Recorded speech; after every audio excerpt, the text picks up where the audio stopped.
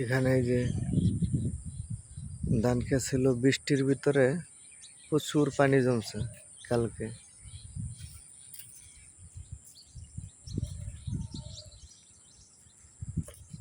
ধানগুলি সব নষ্ট হয়েছে।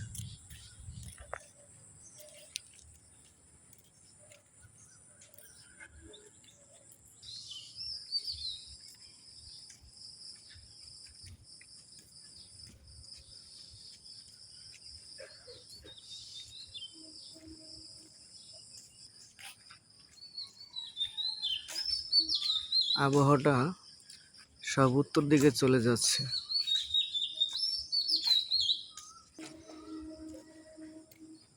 গাছের লিচুড়ি তো সেই হয়েছে।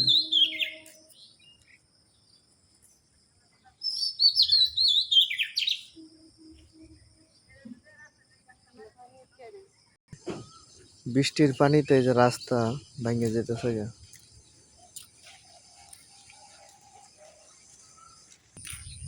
এই যে এই ধানও কাইটা ফেলাইছে। প্রচুর বৃষ্টি তো,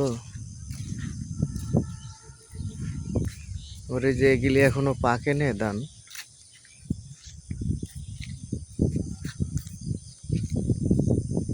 মানুষ এত কষ্ট করে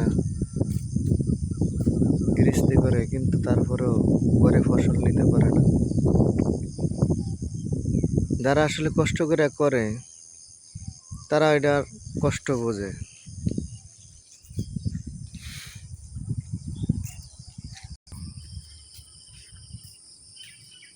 অসাধারণ একটা দৃশ্য, মাঠটা সেই না।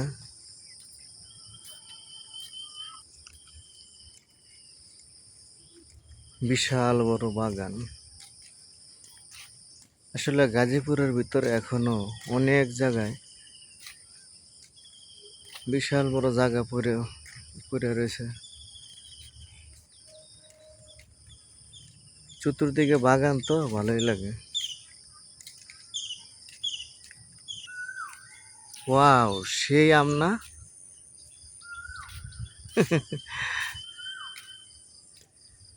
আসলে কতদিন গ্রামে যাওয়া হয় না, তাই একটু ঘুরতে আসলাম।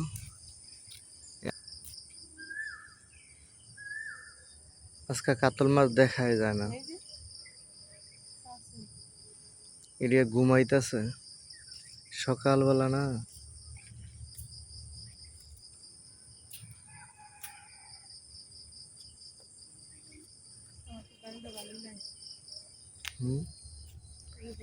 নিদান জঙ্গলে কি সুন্দর করে ঘুমাইতেছে মাছে না। এটা দেখা যায় এই যে অনেক গেলে,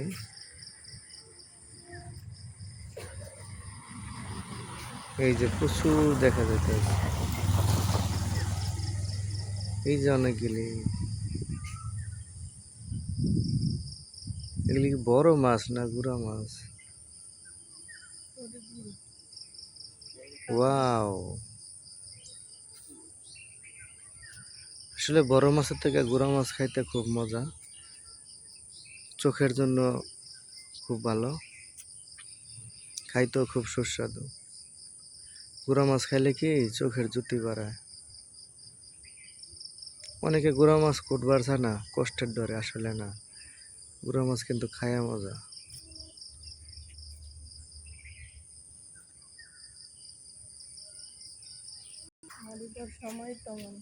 সকালবেলা ইটার রাস্তা দিয়ে আমরা হাঁটতেছি।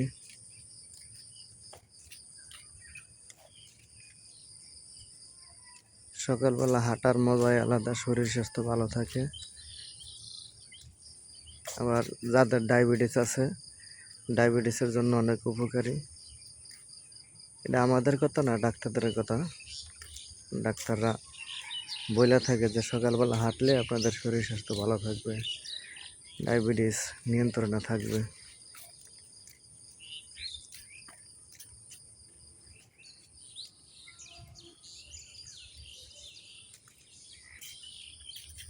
ওয়াও, গাছটার ভিতরে সেই খেজুর না?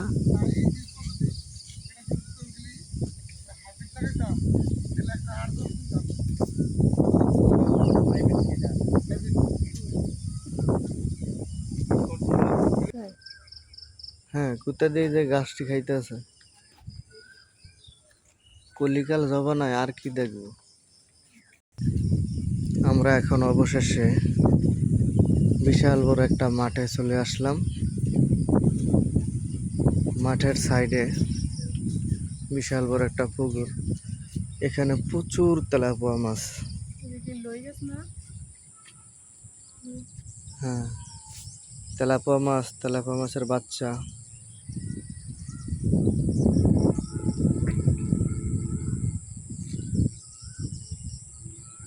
এগুলি হলো প্রচুর বাচ্চা।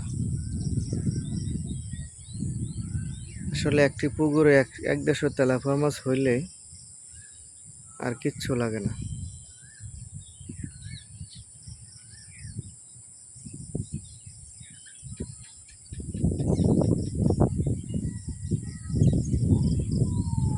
তেলাপোয়া মাছে প্রচুর বাচ্চা দেয়।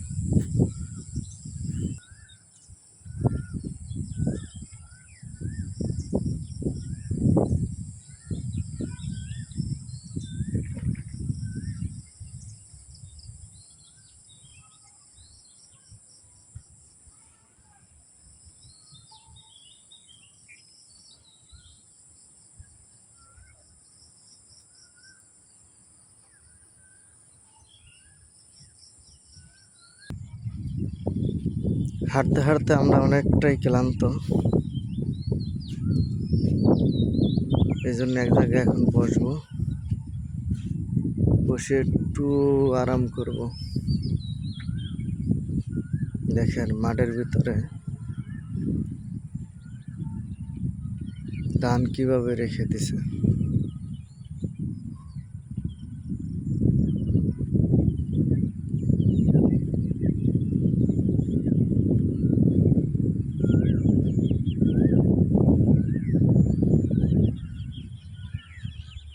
সারি সারি রেখে দিছে।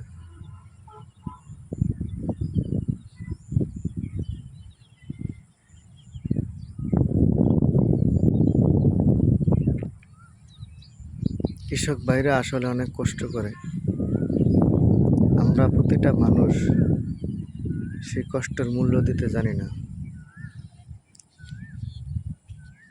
কিছু হলে আমরা কৃষকের বাচ্চা বলে গালি দেই, আবার গায়া ভূত বলে আমরা মানুষকে অবহেলা করি। এই কৃষক যদি না থাকতো, আসলে প্রতিটা মানুষেরই জীবনে কষ্ট হইতো। তাদেরকে দিয়েই আমরা, যাই যতই টাকা পয়সা কামাক না কেন, কৃষক ছাড়া দেশ চলবে না, অচল হয়ে যাবে। আমরা তো সেটা বুঝি না। অবশেষে এক জায়গায় বসে নিলাম। এখানে ইটার একটা লাইন আছে, এই লাইনেই বসে নিলাম।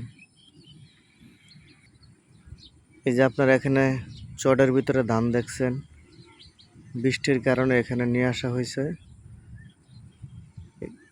এখানে সিস্টেম কি, এখানে কোনো মেশিন নেই, ড্রামের উপর রেখে তারপরে পিডানো হয়।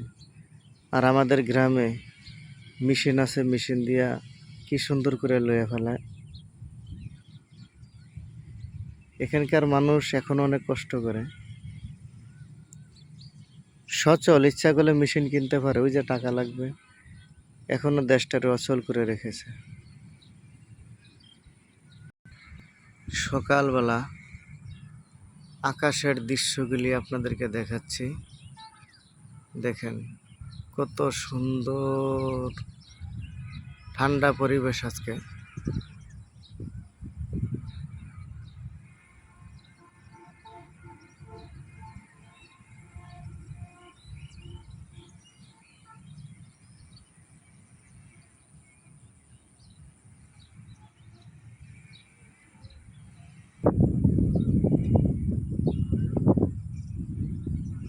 মাঠটা অনেক বড়, বাচ্চারা খেলা খুব মজা পায়।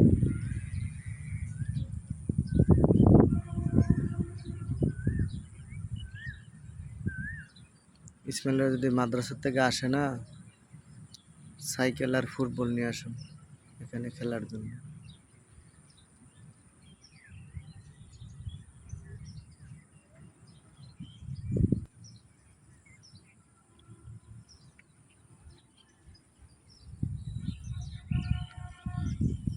গাজীপুরে যে প্রচুর বাগান,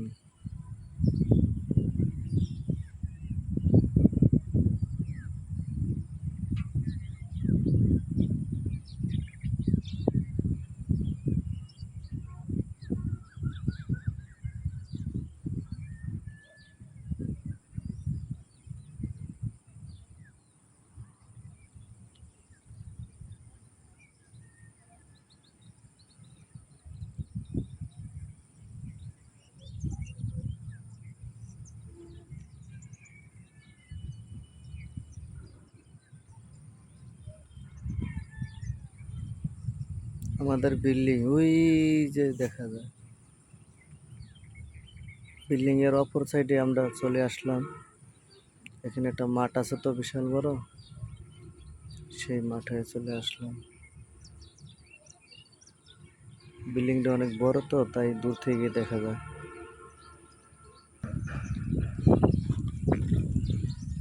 দেখেন এই যে ধান কত সুন্দর, ধানটা অনেক চিকুন চিকুনই।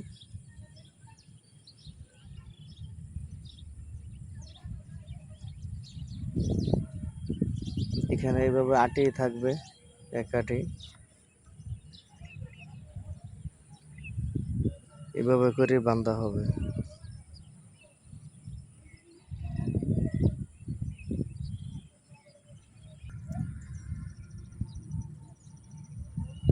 এই মাসটা আসলে বৈশাখ মাস চলতেছে তো, বৈশাখ নিয়ে সকালবেলা একটা গান চলে আসলো, মনে পড়লো, দেখি কতটুকু বলা যায়।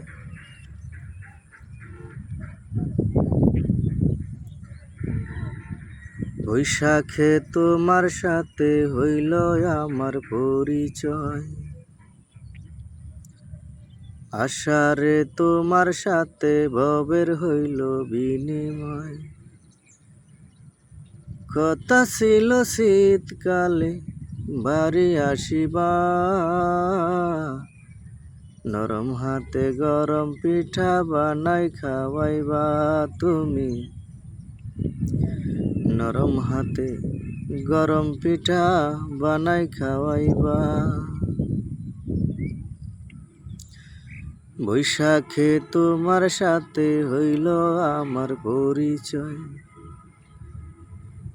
আষাঢ়ে তোমার সাথে ভবের হইল বিনিময়। কথা ছিল শীতকালে বাড়ি আসিবা, নরম হাতে গরম পিঠা বানাই খাওয়াইবা তুমি, নরম হাতে গরম পিঠা বানাই খাওয়াইবা।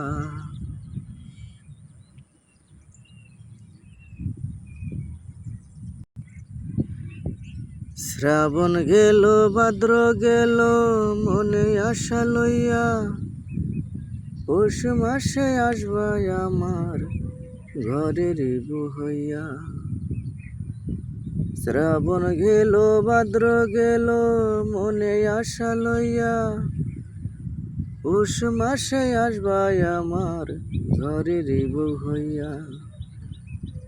ভালোবাসা মনটা তুমি রাখবা সাজাইয়া, নরম হাতে গরম পিঠা বানাই খাওয়াইবা তুমি, নরম হাতে গরম পিঠা বানাই খাওয়াইবা।